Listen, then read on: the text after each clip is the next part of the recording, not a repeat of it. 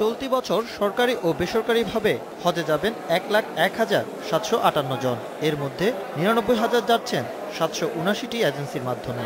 হজ ফ্লাইটের শুরুতে ভিসা জটিলতায় অনেকেরই হজে যাওয়া নিয়ে সংশয় তৈরি হয়েছিল।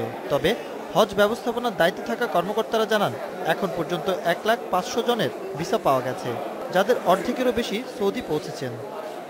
66,722 জন হাজি অলরেডি সৌদি আরব চলে গেছেন। অবশিষ্টরা আজ থেকে 18 তারিখের মধ্যে ইনশাআল্লাহ চলে যাবে। শুরুর দিকে হজে যাওয়া নিয়ে যাত্রীদের নানা অভিযোগ থাকলেও এখন তেমন কোনো জটিলতার কথা বলছেন না। পরিবেশটা আসলে খুব সুন্দর, ব্যবস্থাপনা খুবই সুন্দর হয়েছে এবং কোনো রকমের ত্রুটি বিচ্যুতি আমরা পাই নাই।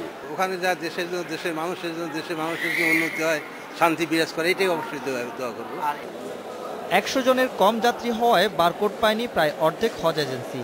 তবে তাতে হজ কার্যক্রম সম্পন্ন করতে কোনো সমস্যা হবে না বলে জানিয়েছেন কর্মকর্তারা।